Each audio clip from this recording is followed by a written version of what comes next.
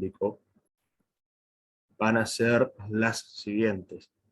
¿Cuáles son los requisitos para acceder al empleo público? La respuesta es invariablemente la cuestión de la idoneidad. El único requisito para el ingreso al empleo público es la idoneidad para el cargo. Eso es decir, que la persona se encuentre inmersa en las condiciones que el cargo solicita, desde la faz técnica, es decir, se necesita, por ejemplo, de un empleado que tenga el título de contador público o de administrador, licenciado en administración, para cumplir un cargo determinado. Y no podría ser, no sé, un señor una señora que no tenga título o que sea, no sé, veterinario. Siempre que las determinaciones del cargo así lo requieran. ¿Eso sería cargos altos? No solamente, ¿Sería claro, para cumplir un cargo tenés que tener un director exacto, o ser sí, sí. contador, administración, un contador? Claro, no, Energía, exactamente. un ingeniero, un arquitecto, así es como... Sí, sí, yo pongo el ejemplo como porque es más claro porque cuando, para ingresar al Estado... claro, yo para pongo ingresar el al Estado. ejemplo del título, de la titulación de la persona, porque es por ahí el ejemplo donde más claro se puede ver la cuestión técnica. Pero, por ejemplo, el cargo puede ser, digamos, el requisito para el ingreso puede ser como tener título secundario. Y en algunos casos ni siquiera eso. ¿Por qué? Porque la educación secundaria no es necesaria para ciertas tareas. Supongamos que yo necesito que esta persona sea en realidad un buen albañil o un buen jardinero, por decir, estoy haciendo ejemplos, digamos que para que sirva para que se adecúen a lo que yo quiero decir en realidad. Pero ¿a qué voy? El, no tiene que ver, o no debería tener que ver, digamos, la afinidad política, el sexo de la persona, la cantidad de plata que tiene la persona. Digamos, el único requisito para el acceso a la administración pública es y debe ser siempre la idoneidad. Y acuérdense de esto, la idoneidad. De hecho, todas las leyes de empleo público del país, en ese sentido, repiten, copian, si ustedes quieren, esta palabra.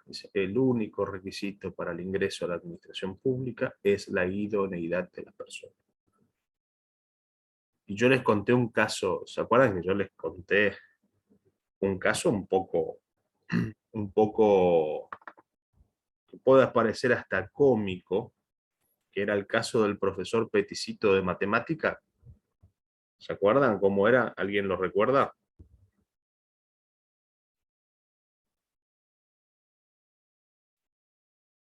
Sí, profe. ¿Y cómo era? Eh, el de la altura era el que comentó usted en Ah, en sí, clase, sí, sí, sí, sí. que mínimo tenía que tener unos 60 y él medía unos 55, había aprobado, había sacado el mejor puntaje Ujú. cuando rindió, Sí, sí, sí. y por la altura no le querían dar el puesto. Claro. Era un señor, miren, después que terminamos la clase, yo me acordé el nombre de la jurisprudencia. La jurisprudencia se llama Arenzón. Acuérdense, no se lo van a olvidar, le va a pasar como a mí, lo van a recordar. El Arenzón era el profesor peticito de matemática que pobre solamente mide o medía, no sé, el señor, no sé su estado actual, medía 1,48 m de altura. Era un señor muy bajito, o es un señor muy bajito, y el requisito para entrar a la administración pública decía que las personas debían tener 1,60 m. ¿Y qué pasó? ¿Te acordás ahí?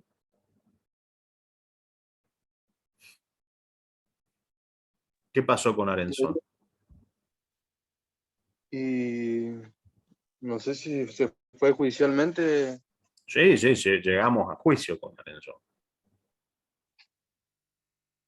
y que él era realmente el idóneo, el que había sacado el mejor puntaje y todo, pero así todo no le quería permitir. Claro, claro, claro. Fíjense, es un fallo, aparte de lo cómico, no lo cómico. Hay algo importante que tiene el fallo Arenson, que es la época en la cual esto llega a juicio. Es uno de los primeros fallos de la democracia, de la Corte en época democrática. Y, digamos, no tiene nada extravagante tener menos de 1,60 m, decía el fallo. Si no, queda como que es un requisito. Pero para ser profe de matemática, si uno tiene menos de 1,60 m, y no, que no se te ocurra. Capaz tenga alguna lógica o cierta lógica, digamos, requerir cierta altura física en las personas para ciertos cargos, como por ejemplo, no sé, la función de un policía, donde tiene que haber, donde el policía muchas veces trabaja con su físico, ¿verdad? Pero, ¿qué ganaba el Estado o qué ganaba la docencia argentina con tener un profesor de 1,60 m, pero un poco más burro que uno que hizo bien las cosas, pero resulta que mide 1,48 m, pobre Arenzón? ¿No? O sea, eso es la idoneidad. La idoneidad es reunir en la persona las cualidades técnicas y objetivas que hacen a la mejor opción en cuanto a la persona se refiere, respecto del cargo que se pretende ocupar. ¿Qué pasa, por ejemplo, y cómo determino esa idoneidad? Y la puedo determinar de muchas maneras. Lo más justo, ¿cuál es? ¿Cuál es la manera más justa de ingresar al empleo público? ¿Qué dice la ley? Seguramente más de uno de ustedes. Concurso. Por concurso de antecedentes. ¿Y cómo debe ser ese concurso? ¿Es secreto? Abierto. Abierto. Puede ser cerrado, ojo, hay concursos cerrados y no tienen nada de malo. Porque, por ejemplo, cuando se concursa para jefe de una oficina, uno puede poner para requisito que la persona que vaya a ser jefe debe salir o debe ser parte de una determinada oficina por una cuestión de idoneidad técnica Bueno, también. pero eso sí también por la cuestión de una carrera política, carrera, ¿cómo es? Administrativa. Exacto, la carrera política es otra cosa. Sí, sí, carrera administrativa, perdón. Muy bien. Pero sí. ¿Mirko? No, no, no. Ah, no, no, Estaba, no. No, se cortó que lo último que estabas puede, diciendo. no, que puede ser abierto o cerrado, pero bueno, eso dependiendo del cargo. Exacto. Ujú. Exacto. Pero, ¿y qué más? Público, cerrado, público debe ser siempre, porque miren, lamentablemente no se cumple a rajatabla lo de que sea público, pero los concursos de ingreso deben serlo. Debe haber publicidad, debe estar publicado, aunque más no sea de manera, a ver, como un boletín oficial. Debe estar la publicidad de los actos de gobierno. Les aviso, 10 minutos, como siempre, se nos puede cortar de golpe y en seco nuestra comunicación. Volvemos a entrar al mismo link. ¿Qué les decía? Muy bien. Que la cuestión del empleo público tiene estas sensibilidades, digamos, que debemos estar, y estas van a ser las preguntas que yo puedo hacer sobre empleo público. Digamos, cuáles son las situaciones de revista, personal de planta, personal contratado, solamente esas dos. ¿Cuál es el requisito para el ingreso a la administración pública? Eso es ¿cómo es? Eso es, ahí donde ustedes me hablan de la cuestión de la idoneidad. Si ustedes me quieren contar más sobre el empleo público, está bien, pero esas son las cuestiones más esenciales. ¿Qué otro tema fuera de empleo público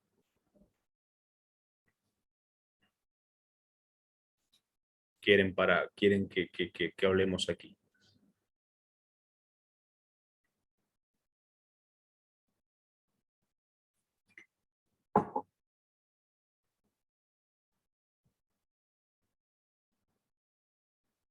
¿Estamos bien ahí o no? ¿O tenemos más? Deberíamos tener más.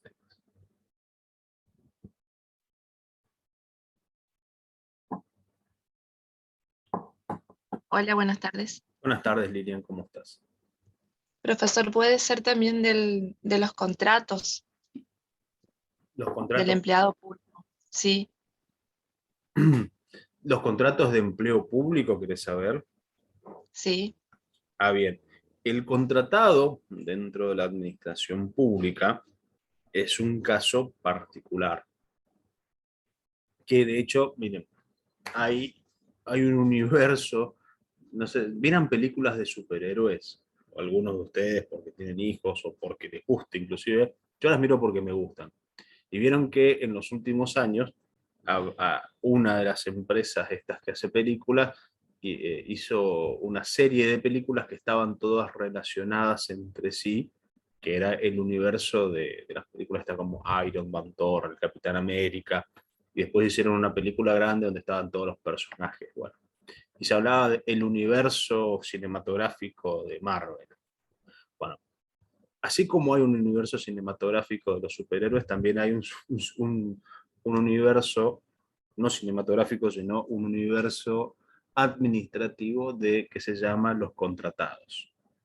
Y los contratados, cada uno tiene su propia película. Y eso es un problema. ¿Por qué es un problema? Porque no está bien decir que los contratados sean un problema para nada. Es en el 99,9999% de los casos buenos ciudadanos, buenos trabajadores, que lo única o su única ambición es la de ganarse la vida de un modo digno y decente. Ahora bien, vamos a ver que dentro de eso hay distintas situaciones que sufren esos tipos de empleados y las consecuencias negativas de esos malos manejos los paga no solo el empleado, sino el resto de la sociedad también. El contrato de empleo público, digamos, de su nacimiento, no, es no tiene ninguna, no tiene nada de malo, no tiene ninguna mácula, no habla de ningún tipo de improvisación o mala fe por parte de las leyes o por parte del Estado mismo. Porque uno puede ser contratado y dependiendo de su situación de gabinete, vamos a ver que las situaciones jurídicas son más o menos claras. Son más claras como cuando, por ejemplo, nos dedicamos a conocer la cuestión del contratado eventual, que es la forma de contratación que la ley prevé y cuyo espíritu, ¿saben que las leyes tienen espíritu? Se habla del espíritu de las leyes, y que, es decir, la intención con las cuales fueron creadas esas leyes. Y los legisladores sabían, los que hicieron la ley, que eventualmente el Estado o la función estatal puede tener necesidades que deban ser cumplidas por un mayor número de personas y que no necesariamente deban ser permanentes. Es decir, surgen necesidades de cubrir más trabajo y para ello necesitamos más personas, pero después esa necesidad va a dejar de ser. Y por lo tanto, vamos a necesitar menos empleados. Para ello creamos la figura del contrato eventual. Es decir, un señor o una señora que presta su fuerza laboral por un tiempito, después cuando esa situación extraordinaria deja de existir, este contrato finaliza. El ejemplo que siempre damos de un ejemplo virtuoso de esto es el contrato de servicios que presta el personal contratado de los tribunales electorales, como por ejemplo este año, donde tenemos personas que se presentan, trabajan durante un tiempo determinado en épocas de elecciones, culmina la época de elecciones y el cauce normal del trabajo vuelve a su curso, y por lo tanto ya no tiene sentido mantener grandes plantas de personal. Entonces estas personas dejan de trabajar allí. Y esto no es ni malo, tampoco es deshonesto para el trabajador, porque se le dice, mire, tengo una oferta laboral para usted, son 6 meses, se le va a pagar tanta plata, y mientras todos cumplan lo que debe hacer, digamos, no hay ninguna necesidad de, digamos, de interpretar de forma negativa ello. Y después tenemos otros contratados que resulta que en realidad cumplen funciones que estaban pensadas para el personal de planta. Entonces tenemos que tenés dentro de una misma oficina, supongamos una oficina administrativa, que Juan, que es contratado de planta, un contratado de planta, realiza el mismo trabajo que realiza su compañero, que en realidad figura como un contratado temporal. Y su compañero, al que le vamos a poner Pedro, hace exactamente las mismas tareas que el personal de planta. Está inclusive por ahí, por una cuestión de afinidad con el trabajo, hasta por ahí es un poco mejor o más eficiente en su trabajo. Pero resulta que ese contratado, por ser contratado, no va a poder concursar para una eventual jefatura, no va a poder ascender, no va a poder hacer un montón de cosas. Es decir, va a hacer el mismo trabajo por el mismo precio, pero con menor cantidad de derechos. ¿Por qué? Porque va a ver afectada su carrera administrativa, va a ver afectada su derecho de progresar, y en realidad ahí el Estado está haciendo trampa. Está haciendo trampa porque está ocupando esta figura que dijimos que es para tiempos excepcionales, donde el trabajo era mayor al previsto, y resulta que lo que hacemos es ir renovando el contrato. Entonces, esa es la forma negativa de este mismo ejemplo.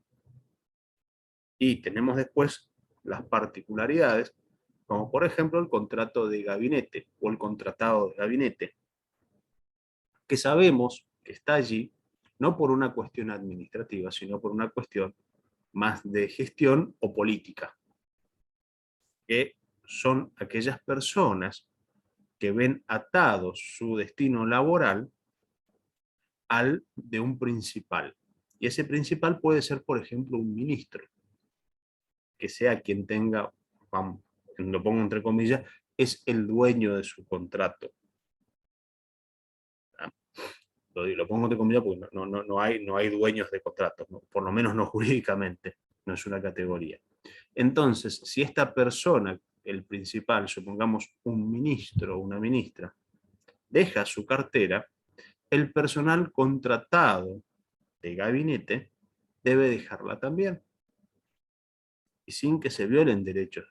Pero, por eso, estos contratos son más tirando para el lado de lo excepcional, y en realidad lo que hacen es, para los contratados hay una situación especial. Bueno, dejo acá el tema de los contratados porque estamos culminando con el tiempo.